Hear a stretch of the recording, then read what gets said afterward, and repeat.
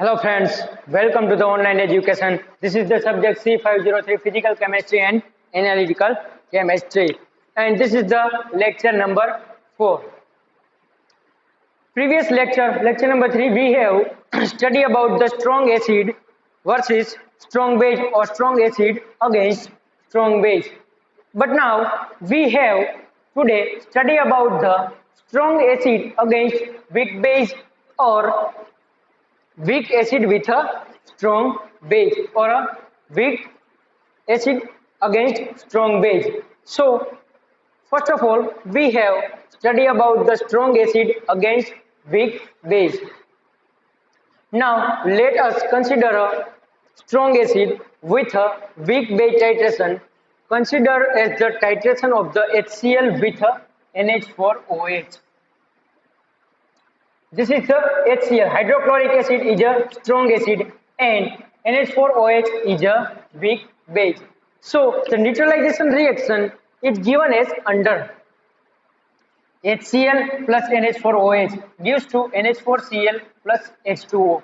This is the hydrochloric acid, this is the ammonium hydroxide, and this is the ammonium chloride. So this is the ammonium chloride. And this is the ammonium hydroxide.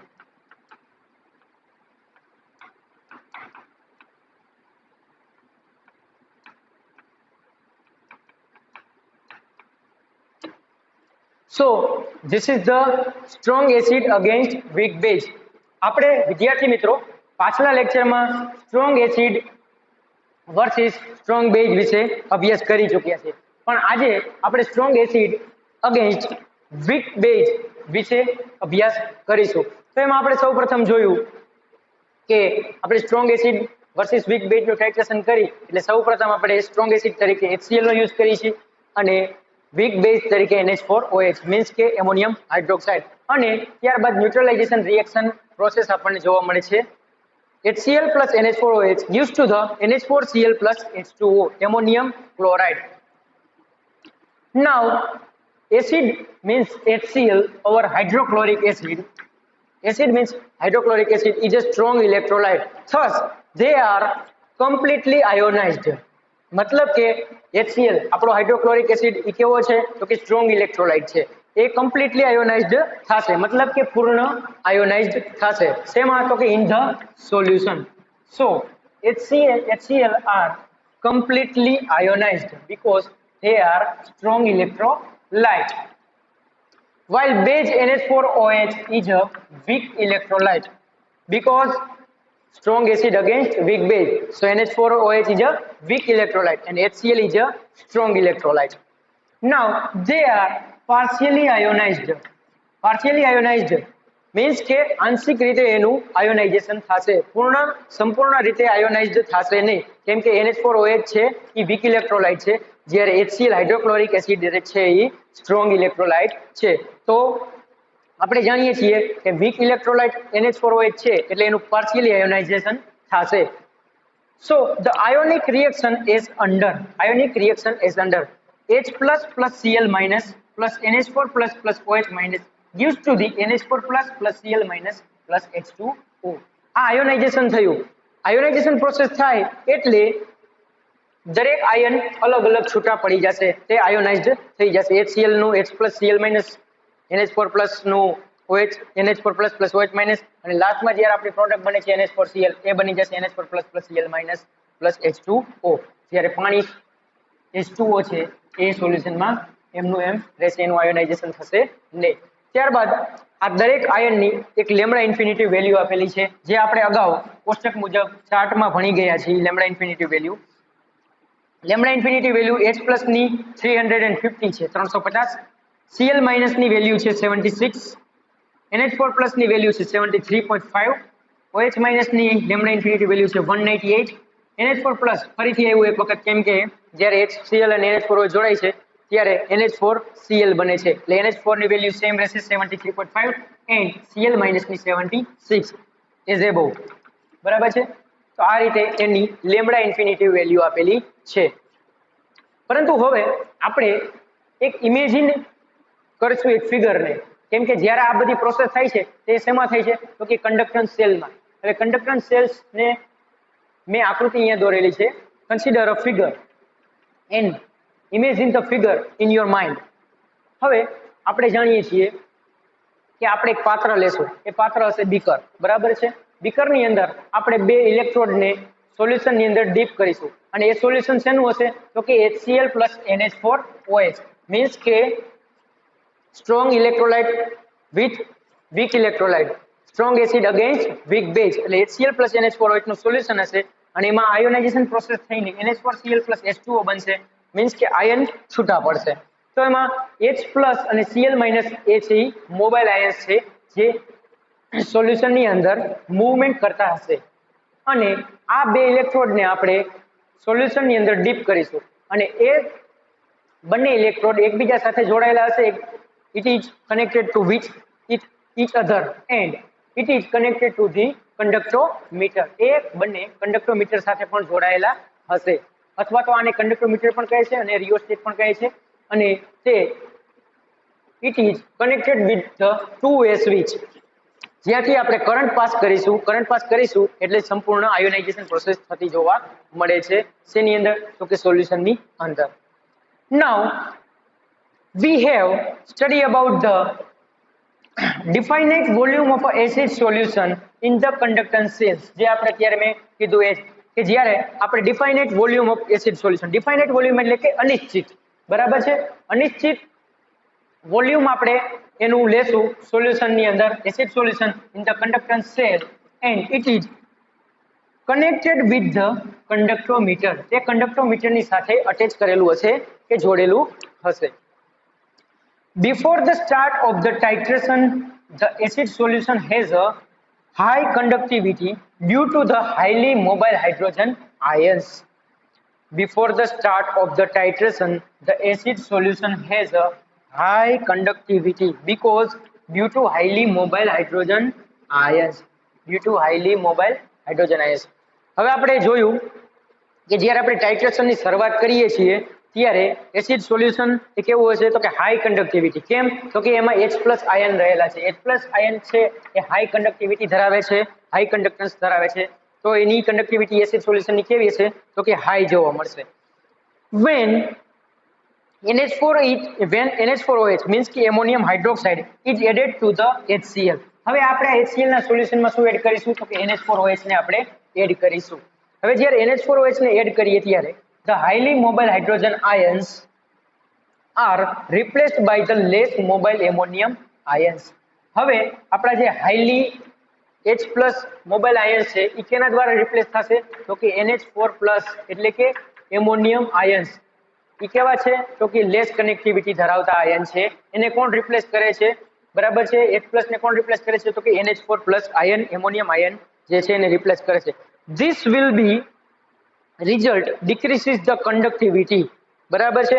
હવે શું થશે પહેલા જ્યારે આપણે જોયું કે જ્યારે highly mobile H+ ions જે હતા ત્યારે કંડક્ટિવિટી કેવી હતી તો કે સેલની કંડક્ટિવિટી ત્યારે બહુ વધારે હતી. પણ જ્યારે આપણે એડિશન કરી છે NH4OH નું એડિશન કરી છે ત્યારે શું થશે સોલ્યુશનની અંદર, સેલની અંદર શું થશે તો કે જે NH4+ એમોનિયમ આયન છે એ લેસ મોબાઈલ એમોનિયમ આયન કોને રિપ્લેસ કરશે તો કે H+ આયનને રિપ્લેસ કરશે.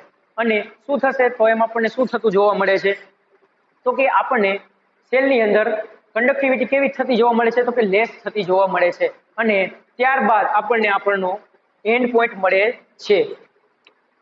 So result decreases the conductivity, then end point will be come.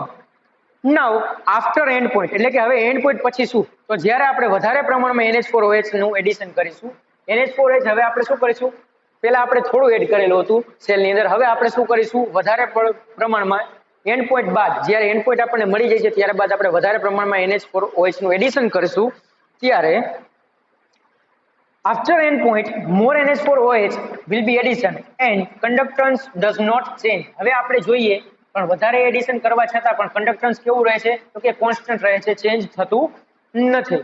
then after NH4OH does not ionize. કેમ કે NH4OH નું આયોનાઇઝેશન થતું બંધ થઈ જાય છે કે એક લેવલ ઉપર એનું આયોનાઇઝેશન થાય છે ત્યારબાદ આયોનાઇઝેશન થતું નથી. એટલે શું થઈ જાય છે તો કે કોન્સ્ટન્ટ થઈ જાય છે. તો કંડક્ટન્સ પણ કેવું થઈ જાય છે કોન્સ્ટન્ટ. તો એ ચેન્જ થતું નથી. Now NH4OH is a weak electrolyte in the presence of NH4Cl. કેમ કે જ્યારે HCl અને NH4OH બંને એકસાથે રિએક્શન કરે છે ત્યારે શું બને છે તો કે NH4Cl. હવે NH4Cl છે એ કેવું છે તો કે સ્ટ્રોંગ ઇલેક્ટ્રોલાઇટ અને NH4OH કેવું છે તો કે વીક ઇલેક્ટ્રોલાઇટ. હવે સ્ટ્રોંગ ઇલેક્ટ્રોલાઇટની હાજરીમાં NH4OH એટલે કે વીક ઇલેક્ટ્રોલાઇટનું આયોનાઇઝેશન થતું નથી અને એ સ્ટેબલ થઈ જાય છે, કોન્સ્ટન્ટ થઈ જાય છે. એટલે હવે જે આપણા સેલનો જે કન્ડક્ટન્સ છે એ પણ કેવો થઈ જાય છે તો કે ડઝ નોટ ચેન્જ, મતલબ કે એ કોન્સ્ટન્ટ થઈ જાય છે અને આપણને આપણો V2 એન્ડ પોઈન્ટ આપણને મળી જશે. બરાબર. હવે આપણે એક ગ્રાફ બનાવવાનો રહેશે કેના વિરુદ્ધ કેનો તો કે conductance versus volume of NaOH અને આપણને આ પ્રકારનો ગ્રાફ જોવા મળશે જેમાં H plus NH4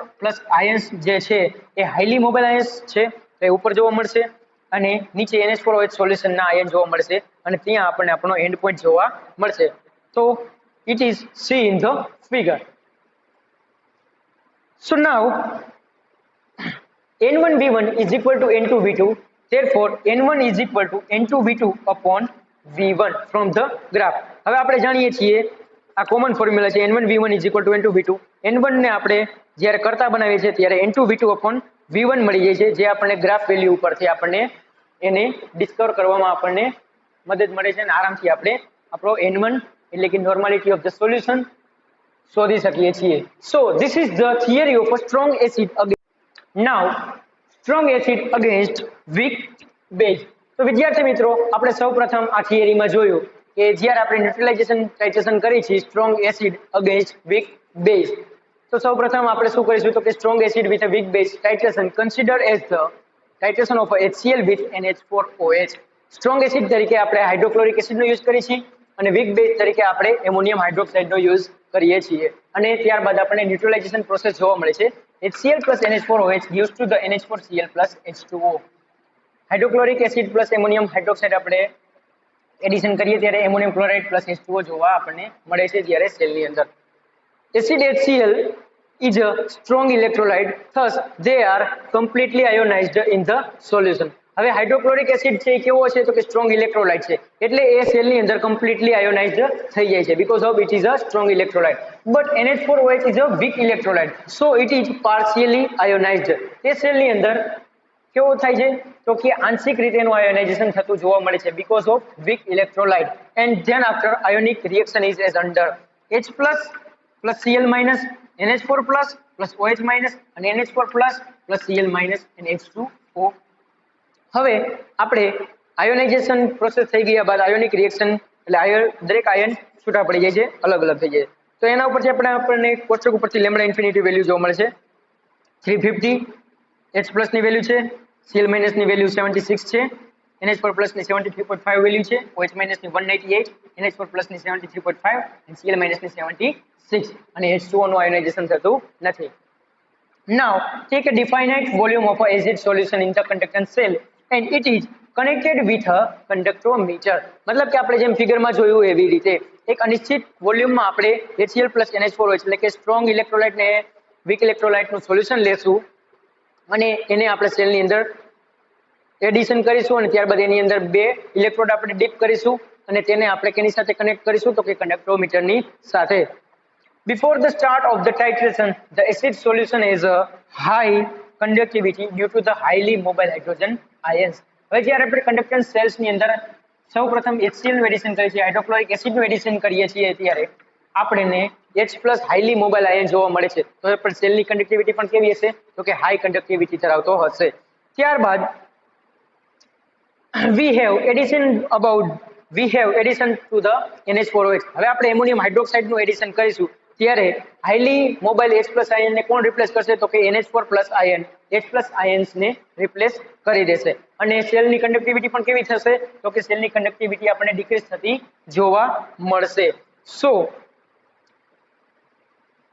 highly mobile hydrogen ions are replaced by the less ammonium ions and this will be result decreases the conductivity of the cell and then endpoint will be come and then after endpoint. હવે જ્યારે endpoint આપણને આપણો મળી જાય ત્યારબાદ આપણે ફરી પાછું એડિશન શેનું કરીશું તો કે એમોનિયમ હાઇડ્રોક્સાઇડનું વધારે પ્રમાણમાં એડિશન કરીશું.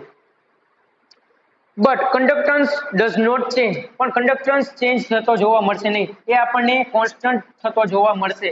કેમ કે because of NH4Cl. Ammonium chloride is a strong electrolyte. In the presence of strong electrolyte, the ammonium hydroxide does not ionize. હવે સ્ટ્રોંગ ઇલેક્ટ્રોલાઇટ NH4Cl એમોનિયમ ક્લોરાઇડની હાજરીમાં એમોનિયમ હાઇડ્રોક્સાઇડનું વધારે પ્રમાણમાં આયોનાઇઝેશન થઈ શકશે નહીં. હવે જ્યારે વધારે પ્રમાણમાં આયોનાઇઝેશન થઈ શકે નહીં ત્યારે શું થશે તો કે આપણને કોન્સ્ટન્ટ વેલ્યુ જોવા મળશે, કન્ડક્ટન્સ આપણને કોન્સ્ટન્ટ થતું જોવા મળશે અને કોમન આયન ઇફેક્ટ આપણને સેલની અંદર જોવા મળે છે. સો N1V1 is equal to N2V2, therefore N1 is equal to N2V2 upon V1. હવે આપણને આપણો ગ્રાફ ઉપરથી N1 એટલે કે નોર્માલિટી ઓફ ધ સોલ્યુશન મળી જશે અને આ રીતે આપણે ફિગર અને ગ્રાફ બનાવવાનો રહેશે. So this is the theory of a strong acid against weak base. We have studied about the weak acid with a strong base. Weak acid with a strong base. So first of all, let us weak acid with a strong base titration considered as the titration of the acetic acid with NaOH, sodium hydroxide, and the neutralization process is under. હવે આપણે જોઈએ કે weak acid versus strong બેઝનું neutralisation titration process. તો આપણે week acid તરીકે આપણે acetic એસિડને પસંદ કરીએ છીએ અને સ્ટ્રોંગ ઇલેક્ટ્રોલાઇટ મતલબ કે સ્ટ્રોંગ બેઝ તરીકે NaOH મતલબ કે સોડિયમ હાઇડ્રોક્સાઇડને પસંદ કરીએ છીએ અને આપણે ન્યુટ્રલાઇઝેશન પ્રોસેસ થતી જોવા મળે છે. CH3COOH plus NaOH gives to the CH3COONA plus H2O. CH3COONA means sodium acetate. આ છે sodium acetate. This is the sodium acetate. હવે આપણને સોડિયમ એસિટેટ મળે છે જ્યારે ન્યુટ્રલાઇઝેશન પ્રોસેસ થતી જોવા મળે છે. Now CH3COOH is a weak electrolyte, thus they are the slowly and partially ionized in the solution.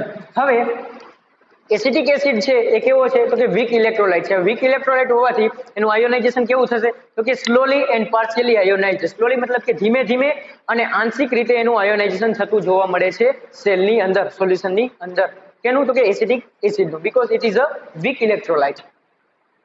While base NaOH are strong electrolyte, thus they are fast and completely ionized. હવે શું થશે તો કે આપણે સ્ટ્રોંગ બેઝ નો use કર્યો છે એટલે કે NaOH. હવે સ્ટ્રોંગ બેઝ હોવાથી એ સ્ટ્રોંગ ઇલેક્ટ્રોલાઇટ છે. સ્ટ્રોંગ ઇલેક્ટ્રોલાઇટ છે એટલે એનું આયોનાઇઝેશન કેવું થતું જોવા મળે છે તો કે ફાસ્ટ એન્ડ કમ્પ્લીટલી આયોનાઇઝડ એટલે કે ઝડપથી અને સંપૂર્ણ રીતે એનું આયોનાઇઝેશન થતું જોવા મળે છે because of it is a strong electrolyte and the ionic reaction is given as under. હવે આપણને આપણું આયોનિક રિએક્શન થતું જોવા મળે છે. First of all ionization of the acetic acid C3COO- plus H plus, then after NaOH Na plus OH minus ions, and then after CH3COO CH3COO- plus Na plus and H2O છે એ constant એમનેમ રહેશે, એનું ionisation થતું જોવા મળશે નહીં.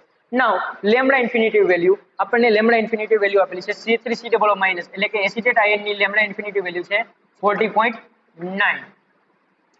H plus ની lambda infinity value છે 350. Na plus ની લેમ્બડા ઇન્ફિનિટી વેલ્યુ છે 50. OH minus ની લેમ્બડા ઇન્ફિનિટી વેલ્યુ છે 198 and CH3COO- એ ફરીથી રિપીટ થાય છે. સો એની લેમ્બડા ઇન્ફિનિટી વેલ્યુ રહેશે 40.9 and Na plus ની લેમ્બડા ઇન્ફિનિટી વેલ્યુ રહેશે 50. So this is the lambda infinity value of the above ions. Now we have consider a figure and imagine a figure. હવે આપણે ફરીથી એક figure imagine કરવાની રહેશે કે આપણે એક બીકર લીધું છે, એની અંદર આપણે સોલ્યુશન એડિશન કરેલું છે તો કે શેનું તો કે એસિટિક એસિડ પ્લસ NaOH મતલબ કે વીક એસિડ અને સ્ટ્રોંગ બેઝનું સોલ્યુશન એની અંદર આપણે એડિશન કરીશું. તેની અંદર આપણે બે ઇલેક્ટ્રોડને ડીપ કરીશું અને બે ઇલેક્ટ્રોડ એકબીજા સાથે કનેક્ટેડ હશે અને તે ડાયરેક્ટ કનેક્ટેડ ટુ ધી કંડક્ટોમીટર, તે કંડક્ટોમીટર સાથે જોડાયેલા હશે. હવે આગળ જોઈએ, take a definite volume of acid solution in the conductivity cells and it is connected with the conductometer. Now before the start of the titration the acid solution has a low conductivity due to the partially ionized of weak acid. હવે આપણે જોયું કે જ્યારે સેલની અંદર આપણે સૌપ્રથમ acetic એસિડનું solution add કરીશું ત્યારે સેલની કંડક્ટિવિટી કેવી હશે તો કે લો હશે. કેમ? Because it is a weak electrolyte and it is partially ionise, એનું સંપૂર્ણ રીતે આયોનાઇઝેશન નહીં થાય, એટલે કે આંશિક રીતે આયોનાઇઝેશન થયું હશે, એટલે જ્યારે કંડક્ટિવિટી કેવી જોવા મળશે સેલની, તો કે લો કંડક્ટિવિટી જોવા મળશે. When a small amount of NaOH is added to acetic acid solution, the conductivity decreases initially because highly mobile H plus ions replaced by the less mobile ions Na plus, and the conductance of the solution slowly increases with the addition of the NaOH. હવે આપણે અહીંયા જોયું કે સૌપ્રથમ જ્યારે આપણે સેલની અંદર એસિટિક એસિડનું સોલ્યુશન એડ કરીએ છીએ ત્યારે સેલની કંડક્ટિવિટી કેવી જોવા મળે છે, તો કે લો જોવા મળે છે. કેમ? કેમ કે because of it is a weak electrolyte, means it is does not completely ionized, it is a partially ionized, એનું આંશિક રીતે ionized. Now first of all we have addition of acetic acid in the cell. So જ્યારે આપણે acetic acid ને સેલની અંદર add કર્યું ત્યારે કંડક્ટિવિટી સેલની કેવી હતી, તો કે લો હતી, મતલબ કે ઓછી હતી. બરાબર છે? કેમ? Because it is a weak electrolyte, thus they are slowly and partially ionized, તેનું આંશિક રીતે આયોનાઇઝેશન થતું જોવા મળશે. But when we have added a sodium hydroxide solution, that is a strong electrolyte and it is a ionized fast and completely. બરાબર છે? તેનું ionisation કેવું થતું જોવા મળે છે, તો કે ઝડપથી અને સંપૂર્ણ રીતે આયોનાઇઝેશન થતું જોવા મળે છે સેલની અંદર. બરાબર છે? હવે જ્યારે આપણે ઓછા પ્રમાણમાં અહીંયા કીધું છે એવી રીતે small amount of the NaOH is added, જ્યારે આપણે ઓછા પ્રમાણમાં સોડિયમ હાઇડ્રોક્સાઇડને એડ કરીએ છીએ એસિડિક સોલ્યુશનની અંદર ત્યારે કંડક્ટિવિટી કેવી જોવા મળે છે, તો કે decreases because highly mobile H plus ions replaced by the less mobile ions Na plus and the conductance of the solution slowly increases. જ્યારે આપણે ફરીથી એડિશન કરીશું NaOH ત્યારે ધીમે ધીમે કંડક્ટિવિટી ઇન્ક્રીઝ થતી જોવા મળે છે, અને જ્યારે વધારે પ્રમાણમાં મોર NaOH will be addition, then will be rapidly increases of the conductivity of the cell, ત્યારે આપણને ઝડપથી કંડક્ટિવિટી મતલબ કે ઇન્ક્રીઝ થતી જોવા મળે છે. મોર Na plus and OH minus ions produced and titration carried out at a constant temperature. આ જ્યારે ન્યુટ્રલાઇઝેશન પ્રોસેસ થતી હોય, આયોનાઇઝેશન પ્રોસેસ થતી હોય ત્યારે કોન્સ્ટન્ટ ટેમ્પરેચર રાખવાનું છે અને ત્યારે આપણને વેલ્યુ મળતી જોવા મળશે. Than after end point will become it is a V2. V2 is our end point, and then after N1 V1 is equal to N2 V2, therefore N1 is equal to N2 V2 upon V1 from graph. ત્યારે આપણને N1 ની value graph ઉપરથી મળી જશે. ફરીથી એક વખત જોઈએ આપણે weak acid with a strong base. Let us weak acid with a strong base titration consider as the titration of the acetic acid is a weak acid and NaOH is a acetic acid is a weak acid and NaOH is a strong base. Acetic acid plus sodium hydroxide gives to the sodium acetate plus H2O water. So acetic acid is a weak electrolyte, thus they are slowly and partially ionized in the solution, while base NaOH are a strong electrolyte, thus they are fast and completely ionized in the reaction, and ionic reaction is given as under. હવે આપણે જેમ જોયું કે acetic acid છે week electrolyte છે, એટલે ધીમે અને આંશિક રીતે આયોનાઇઝેશન થતું જોવા મળે છે, જ્યારે બેઝ છે એ સ્ટ્રોંગ ઇલેક્ટ્રોલાઇટ હોવાથી એનું ઝડપથી અને સંપૂર્ણ રીતે આયોનાઇઝેશન થતું જોવા મળે છે, અને તેના ઉપરથી આપણે આયોનિક રિએક્શન જોઈ શકીએ છીએ કે જેમાં દરેક આયનની એક અહીંયા લેમ્ડા ઇન્ફિનિટી વેલ્યુ આપેલી છે. Lambda infinity value 40.9, C3COO minus H plus ની 350, Na પ્લસ ની 50, OH માઇનસ ની 198, C3COO માઇનસ ની 40.9 અને Na પ્લસ ની 50 વેલ્યુ આપેલી છે. So take a definite volume of a acid solution in the conductivity cell. It is connected with the conductometer. Before the start of the titration, the acid solution has a low conductivity due to the partially ionized of weak acid. જ્યારે આપણે સૌપ્રથમ સેલની અંદર acetic એસિડનું solution addition કરીએ છીએ ત્યારે conductivity સેલની ઓછી જોવા મળે છે. કેમ? કેમ કે તે વીક એસિડ છે, વીક ઇલેક્ટ્રોલાઇટ છે. વીક ઇલેક્ટ્રોલાઇટ છે એટલે પાર્શિયલી આયોનાઇઝ્ડ થતું જોવા મળે છે સેલની અંદર, એટલે એની કંડક્ટિવિટી કેવી હોય છે? ઓછી. પરંતુ જ્યારે આપણે એને સોડિયમ હાઇડ્રોક્સાઇડનું એડિશન કરીએ છીએ સૌપ્રથમ ત્યારે પણ આપણને સેલની કંડક્ટિવિટી કેવી જોવા મળે છે? તો કે ઓછી જોવા મળે છે. એવું કેમ?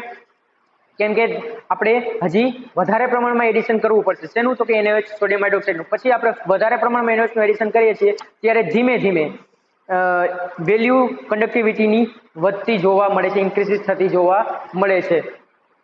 because the highly mobile H plus ions are replaced by the less mobile less mobile Na plus ion, and the conductance of the solution slowly increases with the addition of a NaOH, and then after point does not come, end point will become.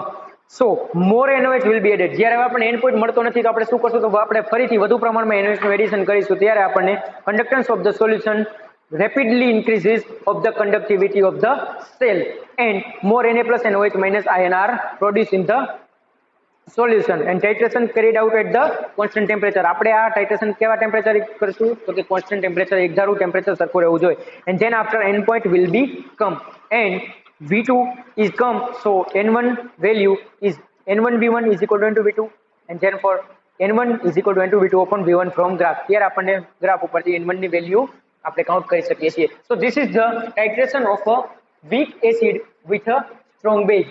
તો વિદ્યાર્થી મિત્રો, આપણે આજના લેક્ચરમાં બે titration method ભણ્યા, બે ન્યુટ્રલાઇઝેશન titration method વિશે આપણે અભ્યાસ કર્યો.